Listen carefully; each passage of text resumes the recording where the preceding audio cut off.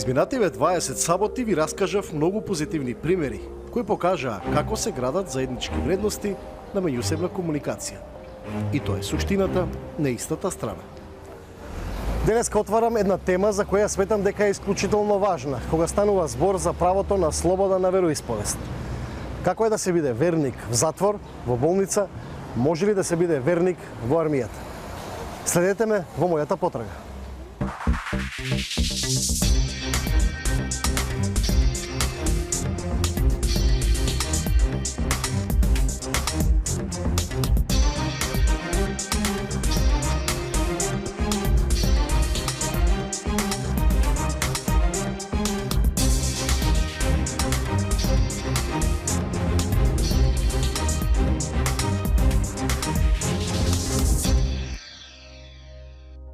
Првата дестинација што ја избрав е затворот во Идризово. Таму казната ја издржуваат лица кои се огрешиле пред законот, но на нив подеднакво им припаѓа правото на слободно верско практикување. Ги има од сите религии.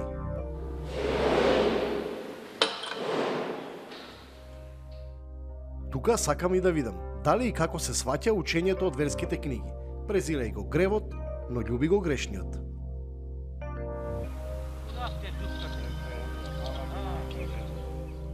Имаме добра комуникација и со исламската верска заедница и со Македонската православна црква, претежно со манастирот Свети Јован Бигорски, каде што стварно имаме доста добра соработка во последниве 5 години и по потреба, кога осудените лица сакаат, тогаш ги посетува свештено лице за нивните потреби, дали за вероисповест, дали за молитва или за други работи. Своите верски права ги остваруваат дел во келиите, каде што се наоѓаат со посебни фактички простории кои што не стануваат тука, него му се опремени по нивните традиции, нивните обичаи за и претежно се водат како молитвеници и тука во секое време доколку сакаат може да ги остваруваат своите права, а исто така доколку имаат потреба и по нивно барање, тогаш му се дозволува пристап и на муслиманските свештеници да доаѓаат тука. Сега на пример е празникот Рамазан. Пред тоа беше празникот Великден за православните осудени лица што се. Секогаш пред секој празник се случува почесто потребата, меѓутоа кога ќе почувствуваат дека им е потребно свештено лице, тогаш во секое време може да го повикаат за да дојде тука. Од зборовите на директорот на затворот дознавам дека низ посебен воспоставен режим правото на верско практикување овде се запазува, но тоа е поставено на индивидуална основа, односно на барање на затвореникот.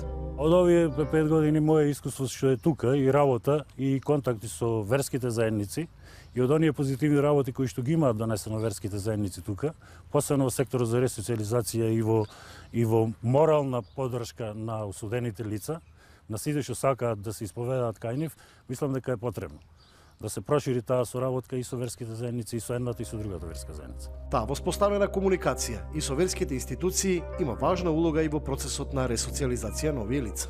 Долговишната соработка со манастирот Свети Јован Бигорски си го направи своето во поглед во позитивна смисла, од проста причина што прво имавме една донација минатата година на библии и на книги, световни книги, кои што ги распоредивме во библиотеката и календари, каде што осудените лица во секое време може да имаат пристап до таа литература. После тоа имаме соработка добра заради тоа што осудени лица можат да одат во манастирот кога ќе бидат на одмор или кога ќе заврши нивната казна и фактички се продолжува и нивната ресоциализација. Така да карактеристични се 3 случаеви кои што се кај нас евидентирани кога зависници со опијати се излекувале заради таа соработка што била со секторот за ресоциализација и со манастирот Свети Јован Бигорски.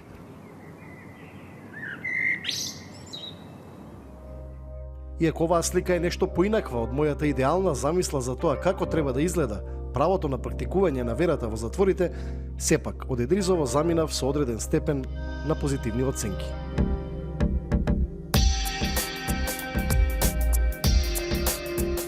Следната дестинација во мојата потрага е најголемиот клинички центар во Македонија.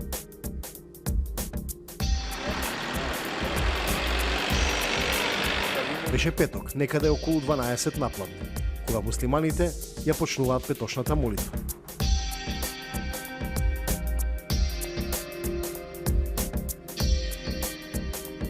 Веќе неколку години овде функционира простор за остварување на верските права на муслиманите, кои и како пациенти, но и како медицински персонал и овој петок дојдоа на молитва. Истиот ден, на истата уличка, малку подолу, и христијаните кои имаат потреба од молитва дојдоа во малиот Параклис црква посветен на благовештение, изграден неколку години пред објектот на муслиманите.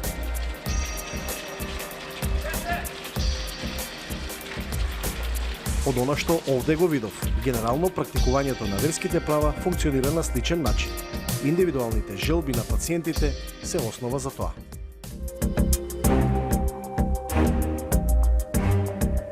Сега мислам дека е идеално време за мојата тема да побарам толкување од правен аспект.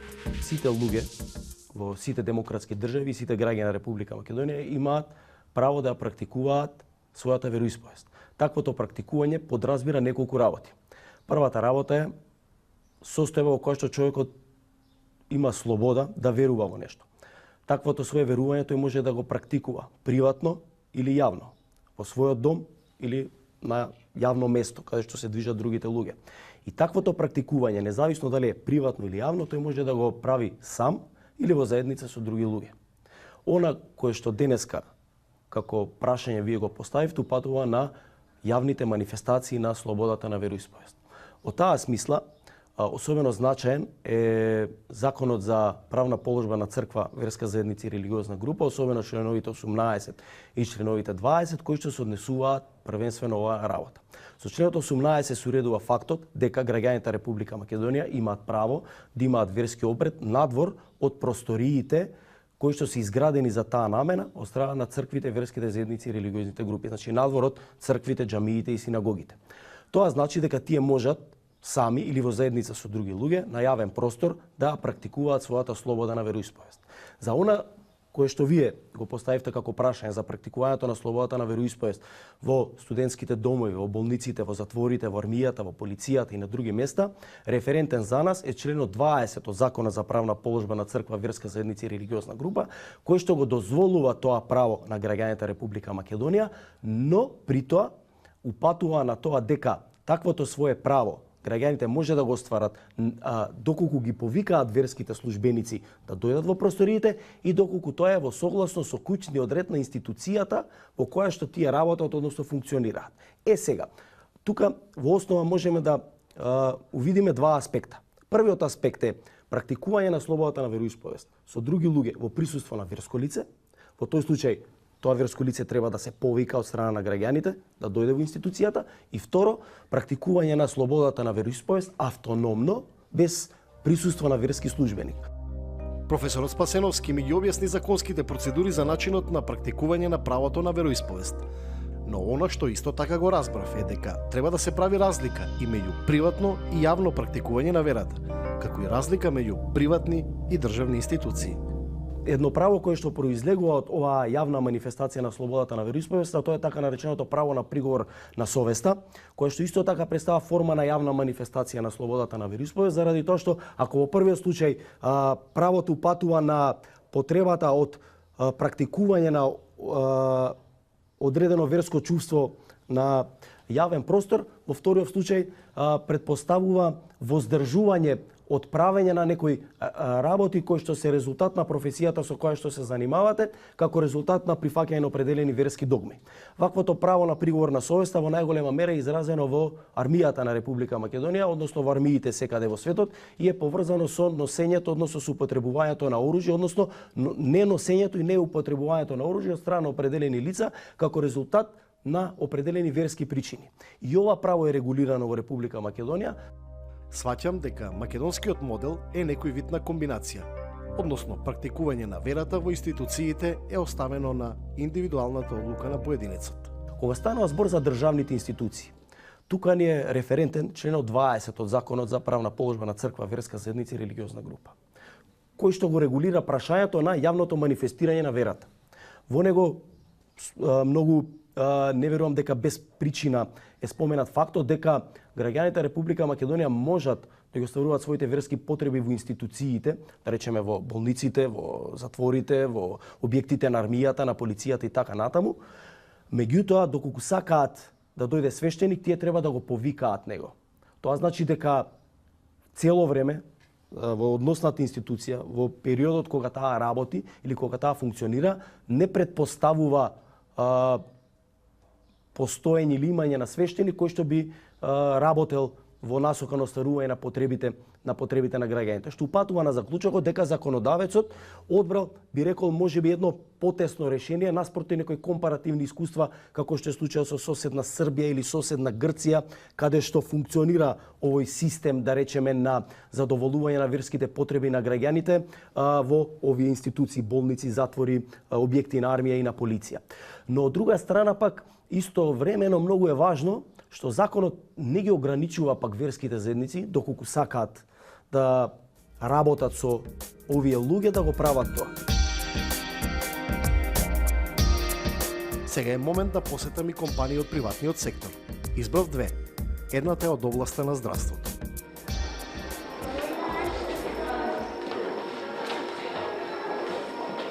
Уште од самиот почеток на отварањето на болницата, во дворот на болницата е отворена и црквата Свети пророк Илија, а во самата болница на приземјето е отворена и собата за молење. Воедно Аџи-Бадем Систина е и првата приватна болница во Македонија која што посветува место каде што пациентите може да ги исполнат своите верски права.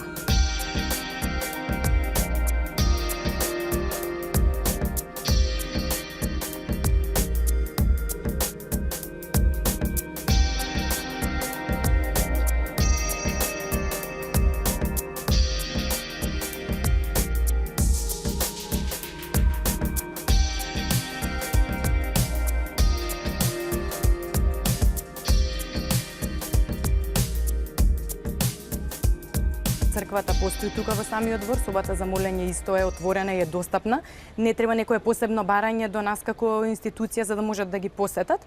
Единствено барање или нели некој таков систем на комуникација кој што е возможен е доколку станува збор пациентите да посакаат свештено лице да дојде во посета за време на престојот во болницата. Во тој случај тие го контактираат нашето одговорно лице, дали тоа е докторот, медицинска сестра, лицата кои што се задолжени за односи со пациенти. Значи тие им кажуваат дека сакаат да имаат средба со службено лице и ние тоа го превземаме. Ги контактираме верските заедници или пак пациентите си имаат свое свештено лице кое што веќе го имаат за контакт, па оставаме тие самите да се договорат.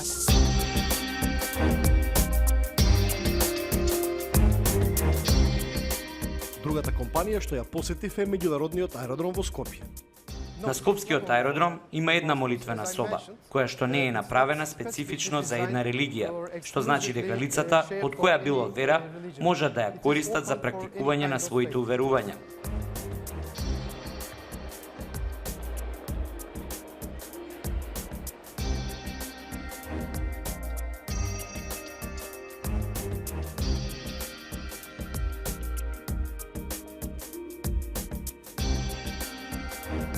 Патниците ги искористуваат своите права во собата и нам ни е мило што обезбедивме простор што им е навистина значаен. Не водиме статистика на фреквентноста на користење, само го одржуваме просторот чист и ги информираме и ги насочуваме патниците кои се заинтересирани каде би можеле без попречување да ги практикуваат своите религиозни уверувања. ТАФ Аеродроми е меѓународна група во чија корпоративна култура е интегрирана отвореноста кон јавноста, што значи дека сме отворени за комуникација со сите заедници, вклучително и религиозните.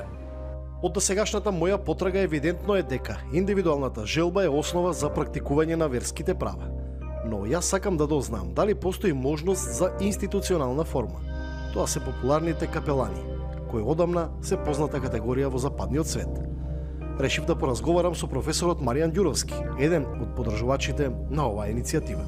Отварањето на вратите за религијата во армијата, полицијата, болниците, затворите, во универзитетите е реална потреба за сите граѓани на Република Македонија, независно од нивната верска исповест и припадност. Од тука сметам дека и неодамнешното барање на 4 верски заедници во Република Македонија треба да се обнови, да се отвори диалог во Република Македонија за реалната потреба за воведување на така наречени капелани, односно верски службеници во сите овие институции. Во изминатите десетина години повремено се отварал овој проект преку различни обуки, дебати, иницијативи, но сега мислам дека е созреано времето. Независно од тоа што религијата е одвоена од државата, сепак таа широка рамка со оглед на тоа што Република Македонија е декларирана како мултиетничка, мултиконфесионална, постои согласност кај 4 религиозни групи во врска со овој проект, реално сметам дека треба да се отвори потребата за одредени законски измени во Законот за здравствена заштита, во Законот за служба на армијата на Република Македонија, за Законот за внатрешни работи, каде што ќе се создадат правни механизми или пак преку одредени подзаконски акти, каде што овие капелани, односно верски службеници, ќе им се даде можност да бидат во директен контакт со војниците, полицајците, луѓето во затворите, во болниците, со оглед на тоа што имаат реална потреба за директен контакт, разговор за нивните проблеми. Имаме бројни успешни примери во вооружените сили на Соединетите Американски држави, на Велика Британија, на Данска, Шведска, Финска, значи голем број на земји во суштина имаат успешни примери не само во армијата, туку и во универзитетите, во болниците, но и пред себе, на пример, во затворите. Од него разбрав дека не постои унифициран модел и дека постојат разни варијанти за ова прашање. Но важно е тоа да ја има суштинската улога. Генерално мултиетничноста и мултиконфесионалноста на Република Македонија може да се искористи, да се покаже добра волја, да се влезат со пилот проект, на пример со капелани, свештеници во армијата на Република Македонија, тука многу можат да помогнат Соединетите Американски држави. Со оглед на тоа што тоа се старешини воени лица кои носат униформа, не носат оружје со оглед на различниот поглед на вероучењата, но сметам дека имаме два концепта. Значи можеме воени лица со теолошко образование и курсеви да се подготват за капелани свештеници или пак дипломирани теолози со одредена кратка воена обука да се подготват и со поддршка на Северноатлантската алијанса овој пилот проект во наредните година до 2 да се подготвува и тоа да биде еден од стандардите, реформите кои ги прави Република Македонија во делот на НАТО земјите, со оглед на тоа што имаме бројни позитивни примери, со оглед на тоа што и тој проект влија и непосредно на борбената готовност, на психолошката состојба на припадниците на армијата, на полицијата.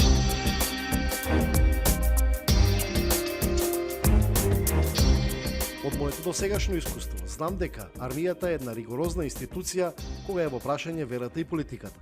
Впрочем, тоа ми го потврди и обидот за мојата тема да разговарам со дел од актуелниот армијски состав, на што не наидов на отворени врати. Затоа одбрав да разговарам со некои од поранешните началници на генералштабот на армијата. Ја работев овој 4,5 години во Хрватска. Меѓутоа се пазите се. Хрватска е едно, ние сме друго. Во Хрватска постои воен ординаријат на ниво на бискупе во армијата, а бискупите знаете дека ги назначува папата. Он има до ниво на полк, не знам колку во формациите вас ви се познати, има некој капелан, односно така да речеме свештеник. И се, он е хиерархиски подчинет на командантот на единицата во која постои. Меѓутоа, по тие канонски законитости е подчинет значи на овој војниот ординаријат. Сега, немој да сватите дека тоа може да се свати као паралелен генерал штаб на тоа. Меѓутоа, тоа не е. Чак во Хрватска седиштето и не е во генерал штабот на војниот ординаријат. Изричито постојат таму само католички свештеници. Значи не постои ни еден друг свештеник.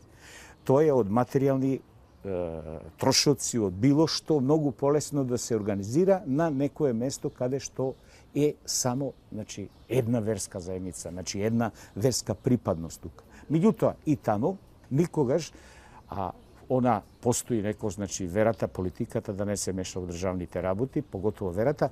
Они во Хрватска се ангажирани повеќе на задачи некој прослава као што се мешовите некои празници и државни и верски, а никако во некои стручни работи не се мешат. Тоа е за Хрватска.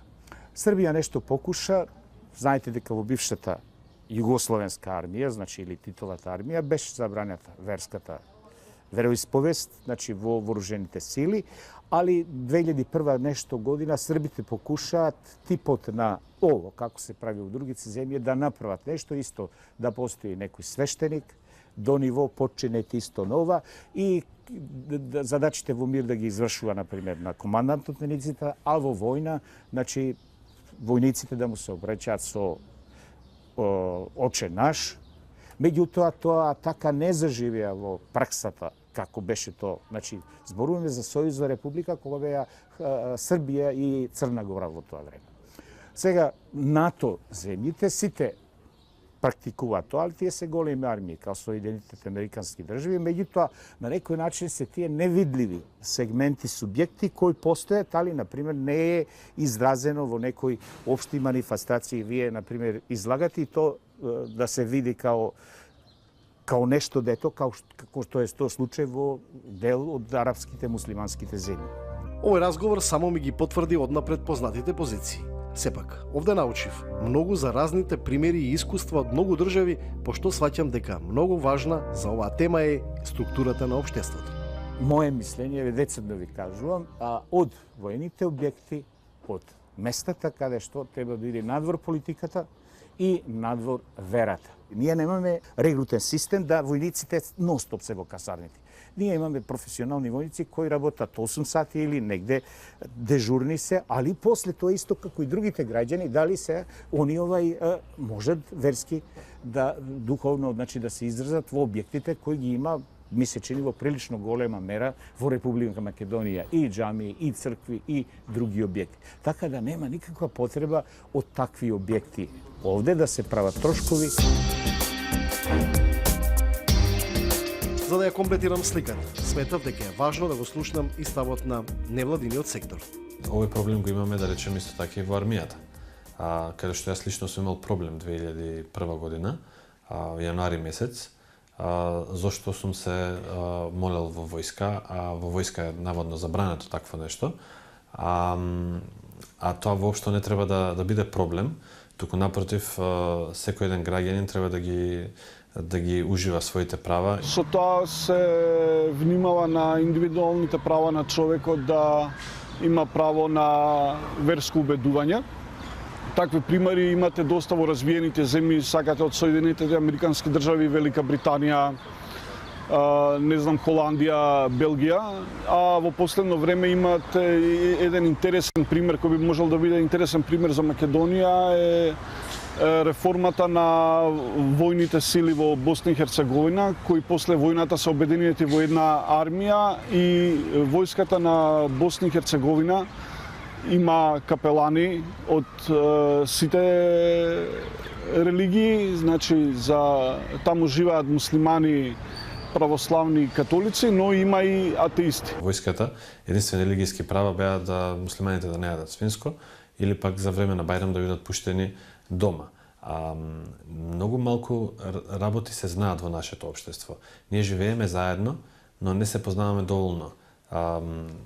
Неделата е слободна за христијаните кога сакаат да одат во црква. Дали наутро, дали напладне, дали навечер. Колку евреи имаме во Македонија, сепак саботата е слободен ден за нив, бидејќи нив им треба цела сабота да биде неработна. На муслиманите им е потребно околу пладне во петок 1 или 2 часа, колку што им е потребно да стигнат до џамија, да извршат својата молитва и да се вратат. Не им е потребен цел ден. Не знам дали тоа треба да се реши со некаков закон или со некаков договор меѓу државата и верските заедници или можеби со некаков протокол, но во овој момент сметам дека луѓето кои се верници, без разлика дали се во болниците, војската, се дискриминирани. Освен просторија за молитва и слободно време за молитва, битно е да постојат свештеници кои што ќе работат со тие луѓе. Тоа би биле морални офицери или офицери по морални прашања во армијата. Тоа би биле духовници кои што знаат да ги утешат граѓаните кои што се болни во болниците. И тоа би биле духовни советници кои што би работеле на ресоциализација со затворениците во затворите. И такво нешто би резултирало со многу позитивен. Затворот е установа каде што се прави ресоциализација на затвореникот, но тие се според мене во функција да поединецот може да практикува својата вера и да тоа право не му биде ускатено. Тоа е главната функција која мислам дека треба да ја има.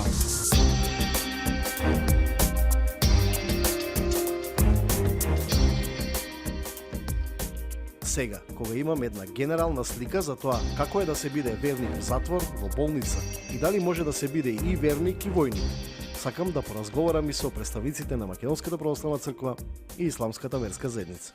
Немаме проблем во остварувањето на она што се нарекува практикување на лична вера, затоа што треба секогаш да имаме предвид дека практикувањето на верата најнапред започнува во самото срце на човекот. Значи и самиот Господ вели дека вистинските поклоници му се поклонуваат на Бога во дух и во вистина. Значи местото на поклонување на човекот е во самото срце.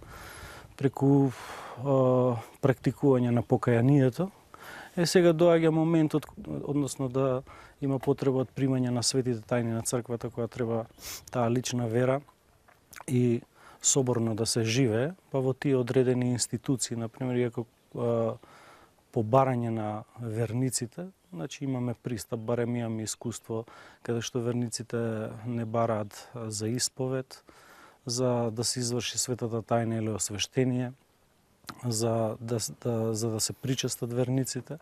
Значи во болниците генерално и во затворите, значи ни дозволуваат да можат верниците тоа свое право да го реализираат. Ние сме во секуларна држава каде што верата не е пропуштена во институциите на државата, што индивидуално овде имаме, ми е побарано и по затвориве и по болницеве, околку треба некоја помош, али тоа е индивидуално или фамилиарно. А што во смисла на организуваност на верските прашања, во таквите институции, нарочито во армијата, таму немам никаков пристап. Може би се барали некоја форма во рамките на оние војни објекти или оние војници кои што се на мисија во странство, да се обезбеди некој објект и да се испрати, например, некој свештеник кај што ќе може, например, да се служи света литургија или во чест на некој празник или пак одредена друга утрена вечерна служба или пак свештеникот да биде тука, односно војниците, затворениците, оние кои што се болни да имаат постојано пристап до него да го побараат за било која нивна потреба. Да се најде решение во сите овие, нарочито во армијата, да се помогне во таа смисла да има имами кои може да послужат на тие војници кои ще се определени во верските смисла, што православите може да имат своја црква, муслиманите имат некоја мала џамија во одредени касарни, што може да се помогнат на луѓето кои сакаат да ги извршат своите верски одредби во тие институција. Што би значило постојано присуство на свештеник, односно достапност на свештеник на имам кај лицата во затворите, во болниците и пред се во армијата? Присуството на свештеникот значи само овозможува поедноставен пристап до светите тајни на црквата и секако до потребата, значи од свештеник.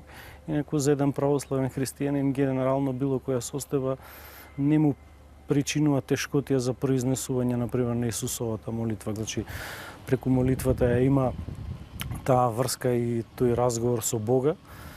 И сега, она што треба да се реализира, например, доколку станува збор за болен, сепак светата причест му се носи на самото болничко легло.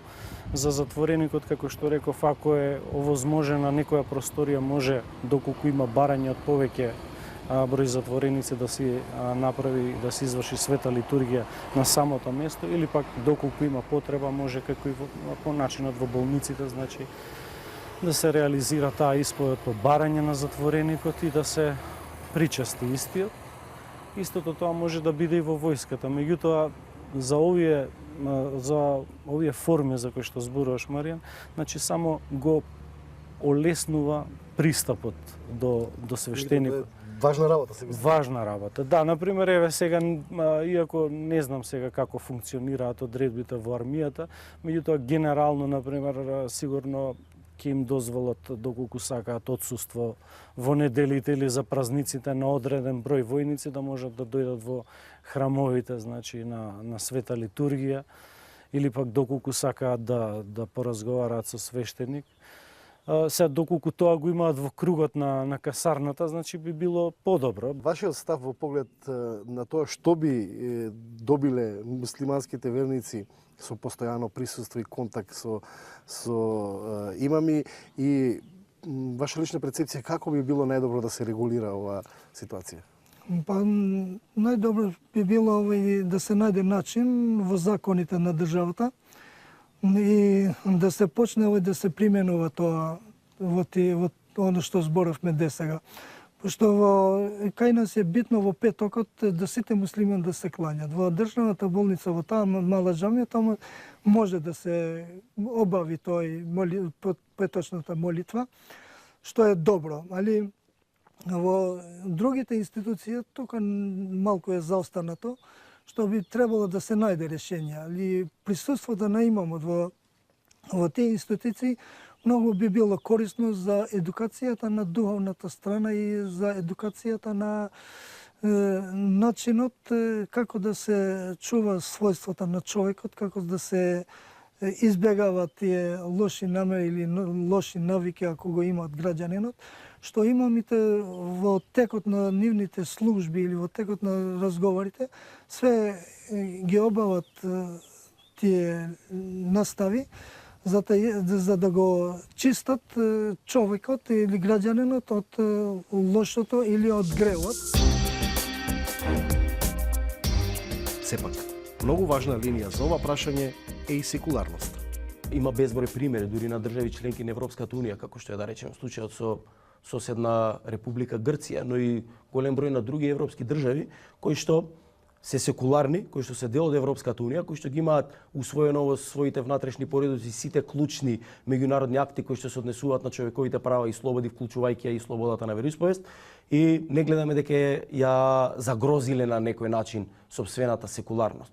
Меѓутоа, во Република Македонија во однос на ова прашање, како и во однос на многу други, како што е прашањето со веронауката, прашањето со прославувањето на верските празници и други некои слични прашања, на површина излегува клучната дилема за која што нема согласност во македонското општество, а тоа се границите на секуларноста во Република Македонија. Кои се границите на секуларноста?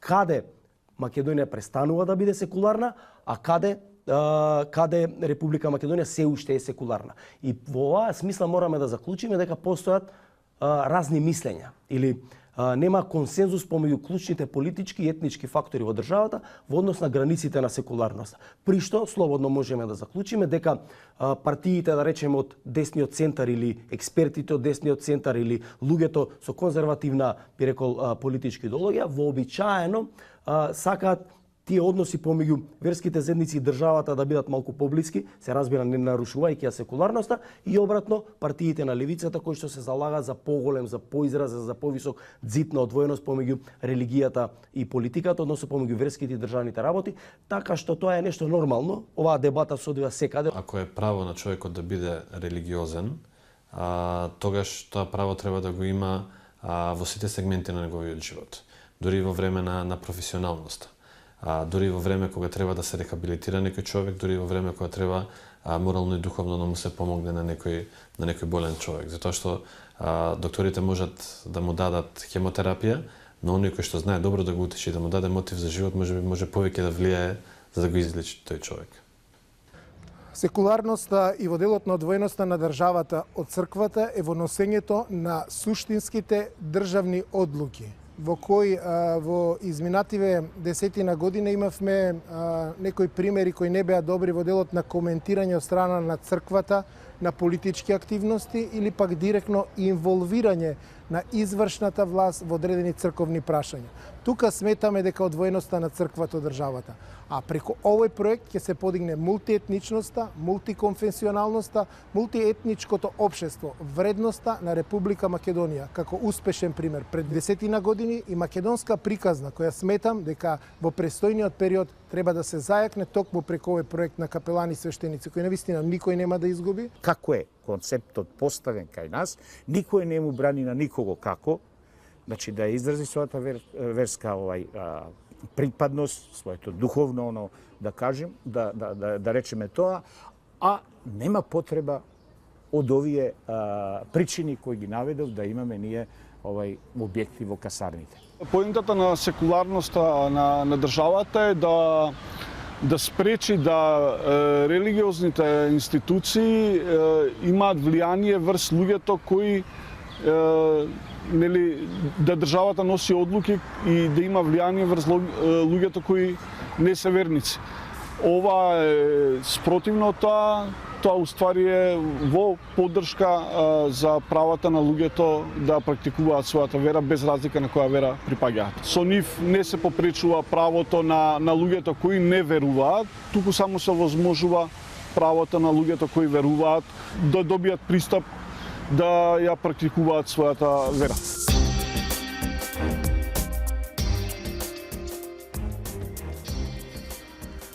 Ако сакаме да зборуваме за она што значи суштина на непречено право на вероисповест, тогаш него мора да го вградиме во секој сегмент на општеството. Од мојата денешна потрага сосема јасно е дека духовната потреба подеднакво мора да биде достапна и за болните, и за затворениците, и за војниците. Но со оглед на различните ставови за ова прашање и институционалниот спој, тогаш тие се доволен показател на внимателност. Само со добро поставени нормативи ќе застанеме на истата страна. Останете во добро. Се гледаме следната сабота.